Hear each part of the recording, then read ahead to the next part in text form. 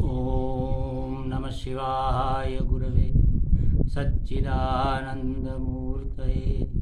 निष्प्रपंचाय शांताय निरालंबाय तेजसे। हरिओम प्रभु जी, आज के इस प्रश्न परिषद में आप सबका स्वागत है। आज का प्रश्न भी भावनगर से नगीनदास पिठवा जी का है और भी कई लोगों के प्रश्न है, लेकिन क्रम से सबको हम ले लेंगे।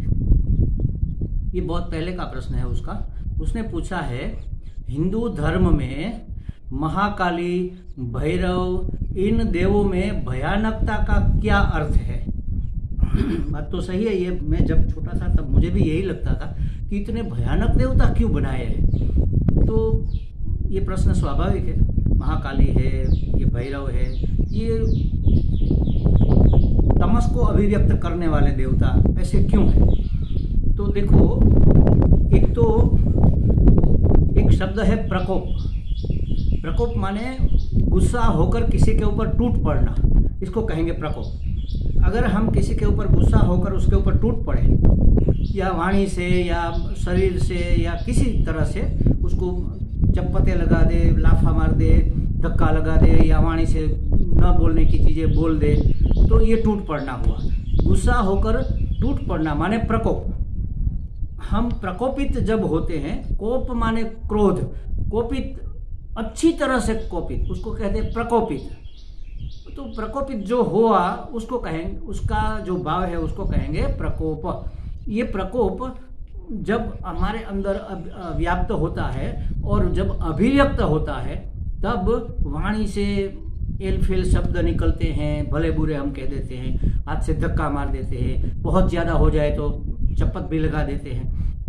यह है प्रकोप। इसका परिणाम क्या होगा? परिणाम ये होगा कि किसी के साथ हम वैर कर लेंगे, किसी के दिल में हम द्वेष जगा देंगे और हम अपना बचाव करेंगे कि नहीं नहीं, वो तो इस लायक ही था, इतना बुरा आदमी है। देखो महाराज, किसी को कोई भी व्यक्ति पूरा समझ नहीं सकता। इस संसार में किसी को भी कोई भी व्यक्ति पूरा नहीं समझ सकता। या तो कुछ ज्यादा समझ लेता है या तो कुछ कम समझ लेता है। यथातथ समझना इस संसार में नामुमकिन है, अशक्य है। समझ सकते हैं कौन? जो अंदर बाहर देख सकते हैं। ऐसे ज्ञानी महात्मा हमारे आगे पीछे सब देख लेते हैं, वो हमें पूरा का पूरा समझते हैं। एक वो समझते हैं, एक परमात्मा समझते हैं।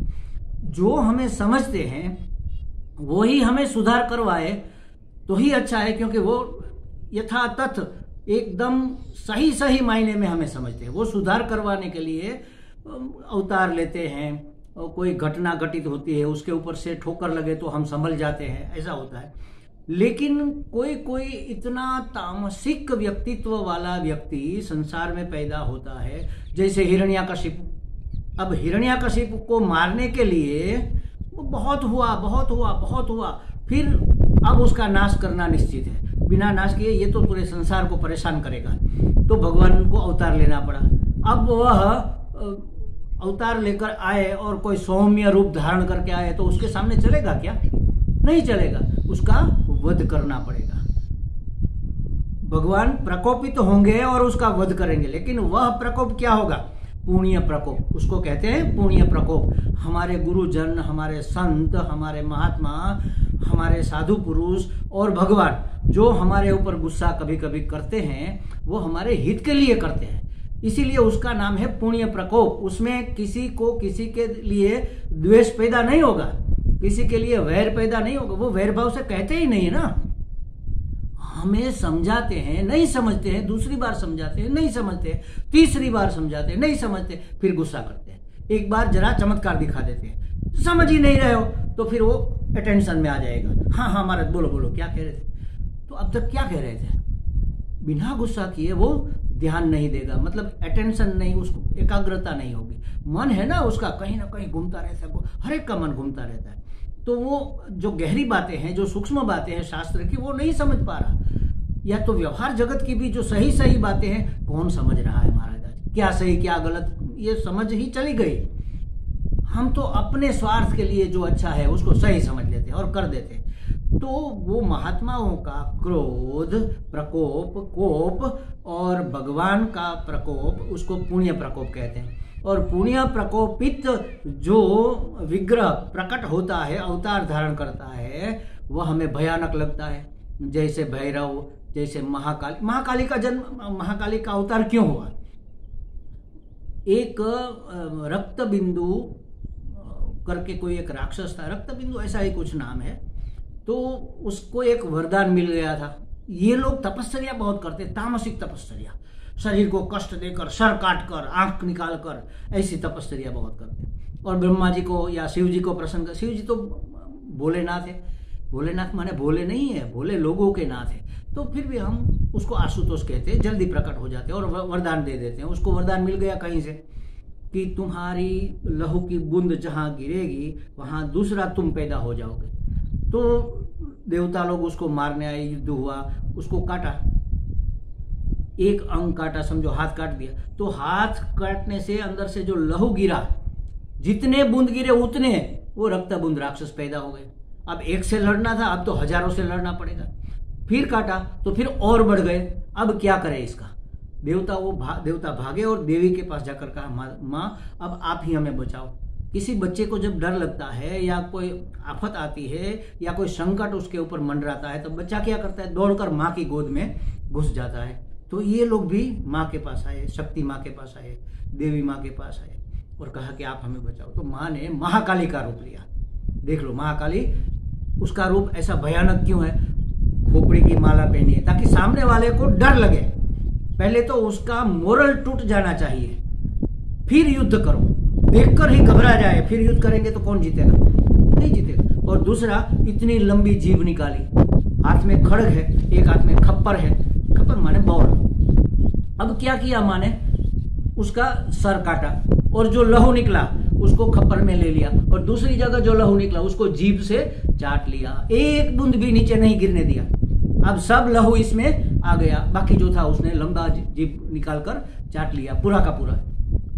जब लहू खत्म हो गया तो वह राक्षस भी खत्म हो गया। देखो, ये पुण्य प्रकोप। अब इसको पुण्य प्रकोप कैसे करें? पुण्य माने शुभ। ये संसार का शुभ करने के लिए प्रकोपित अवतार था, संसार का शुभ करने के लिए, हित करने के लिए। तो एक तो इसलिए, दूसरी बात, जिसको मारा उसके लिए भी शुभ था, क्योंकि अगर ये जिंदा रहता तो और परेशान लोगों को करता। ये तो ठीक है, लोगों का तो शुभ हो गया मारने से, लेकिन उसका कैसे हुआ ये समझो। और परेशान करता और दुखी करता और ज्यादा त्रास उसके ऊपर गुजारता। ऐसा करने से होता क्या? उसके मन में ये वासनाएं दृढ़ होती जाती और जैसी वासना आपकी रहेगी वैसा आपको दूसरा जन्म मिलेगा। तो ये बुरा आदमी और बुरा होकर पैदा होता। तो माँ ने सोचा कि इसको तो मार ही देना सही है ताकि और बुरा ना हो जाए। और दूसरी बात, जब भगवान सामने है, देवी माँ सामने है, उसके हाथों मरना, उसके सामने मरना, उसके दर्शन करते करते, खुली आंखों से उसको देखते हुए मरना, ये तो मोक्ष का कारण बन गया, तो उसका उद्धार हो गया। इसलिए देखो, जो राक्षस है ना, या कंस है, हिरण्यकशिपु है, जो भी है, तो उसका उद्धार करने के लिए भगवान ये रौद्र रूप, रौद्र गुस्से वाला रौद्र रूप लेते हैं। शिव जी को भी रुद्र कहते हैं, वो रुलाते हैं। रौद्र माने रुलाने वाला, रुलाते हैं। जब हम कोई बुरा काम करते हैं तो एक तमाचा मारते हैं, रुलाते हैं और फिर अपनी गोद में बिठाते हैं। तो भगवान का ये जो अवतार है हिंदू धर्म में, महाकाली, भैरव, नरसिंह, ये सब पुण्य प्रकोपित अवतार है, भला करने के लिए। बिना इसके कोई उपाय नहीं था ना। लोग इतने, राक्षस तो इतने बिल्कुल तमस से, सघन तमस समझ लो, इतने तामसिक और इतने राजसिक, इतने भोगी, इतने स्वार्थी, इतने घमंडी, इतने अहंकारी, उसको कैसे काबू में किया जाए? और कोई उपाय होता ही नहीं है ना। बहुत प्रयत्न होते हैं। पहले तो सीधा सीधा नहीं मार देते। प्रहलाद को जब फिकवाया गया पहाड़ से, भगवान ने क्या उसे मार दिया? उसके पिता को नहीं मारा, हाथी के पांव तले डाल दिया, कहीं उसको प्रिजन में, जेल में डाल दिया, कहीं कष्ट दिए। भगवान ने सोचा अभी सुधरेगा, अभी सुधरेगा। ये चमत्कार हुआ ना, मारने से भी नहीं मरा जब प्रहलाद, तब उसने सोचा कि अरे ये तो मरता नहीं है, लगता है उसके भगवान वास्तव में सच्चे होंगे, वास्तव में सर्वशक्तिमान होंगे। ऐसी अकल आनी चाहिए, हम है तो अगर हमें ऐसी अकल आ जाती है, उसको नहीं आई, क्योंकि इतनी बुद्धि स्थूल हो गई थी, इतनी बुद्धि बहरी हो गई थी, उसको कुछ समझ ही नहीं आ रहा था, कुछ सूझ ही नहीं रहा था, कुछ देख ही नहीं पा रहा था। तो फिर धीरे धीरे करते करते करते अब लगा भगवान को, अब ये समझेगा नहीं, अब इसको खत्म करना यही सही है, वरना ये ऐसी वासनाएं जगा लेगा और आगे क्या बनेगा, ये क्या करेगा अपने आप का। तो उसका भी हित हुआ, उसका भी हित करने के लिए, और संसार का तो हित है ही है, क्योंकि परेशानी टली, सबको परेशानी ऐसे लोग करते हैं। आज भी जो ऐसे जो आतंकवादी बहुत क्रूर होते हैं ना, उसको क्या कहते हैं, अरे ये साला ये तो राक्षस है, उसको राक्षस इतने आतंकी होते हैं, इतने क्रूर होते हैं, दया का नाम तक नहीं होता उसमें, इतने स्वार्थी होते हैं। आज भी देखो ना, जो ये नॉन वेज खा रहे सब, सजीव प्राणियों को मारकर, आप देखो तो सही, किसी का जीव ले लेना। भगवान ने उसको एक जन्म दिया है, उसके अपने कर्मों का भोग करने के लिए, उसको बीच में खत्म कर देना, और अपनी भूख मिटाने के लिए, अपनी वासना के लिए। बस इतनी खाद्य सामग्री पूरे विश्व में उपलब्ध है। मैंने कहीं पढ़ा था, ये किसी चिंतक का ये वाक्य, कि संसार में खाने के लिए इतनी वस्तुएं हैं कि हर रोज हम एक ही चीज खाएं, दूसरे दिन दूसरी, उसको रिपीट ना करें, तीसरी चौथी, तो पूरी जिंदगी में कोई चीज रिपीट नहीं होगी। इतनी सारे व्यंजन, इतनी सारी सामग्रियां इस संसार में वेजिटेरियन खाने के लिए है, लेकिन हम है कि न करने का काम कर रहे हैं। तब भगवान को आना पड़ता है ऐसा रुद्र रूप लेकर, रौद्र बनकर, भयानक रूप लेकर, और हमें तमाचा मारकर वो समझाते हैं। उसके हिसाब से उसको मारा तो हम भी समझ गए ना कि अगर ऐसा हम करेंगे तो हमारा भी यही हाल होगा। हम तो देखते हैं कि उसका वध कर दिया, वास्तव में उसका उद्धार हुआ है, वो कौन समझता है, वो तो समझते वध कर दिया। तो लोग डर के मारे भी अनुशासन में रहते हैं, सत्य पर चलते हैं, पाप लगेगा, हमें ये भोगना पड़ेगा, मर जाएंगे। वो देखो वहां पर गरुड़ पुराण में सभी नरकों का वर्णन किया हुआ है। क्यों किया है? हमें डराने के लिए नहीं, पाप से बचने के लिए। अगर ये करेंगे, चोरी करेंगे तो ये होगा, अब व्यभिचार करेंगे तो ये फल मिलेगा। इतने नर्क बताए और इतनी यातनाएं दिखाई कि कल्पना करते ही हम ध्रुज जाते हैं, हम कंपित हो जाते हैं, अरे ऐसा, तब भी हम संभल पाते हैं, वरना कहाँ संभलने वाले हैं। हमारी वासना इतनी तीव्र है, इतनी गाढ़ है, किसी तरह से वो मानने वाली नहीं है, हमसे वो करवा कर ही रहती है। इसीलिए शास्त्र में सम और दम का बहुत बड़ा महत्व है। सम दमादि षटक संपत्ति और साधन चतुष्टय, ये जिन्होंने प्राप्त किए है उसी को ज्ञान होता है।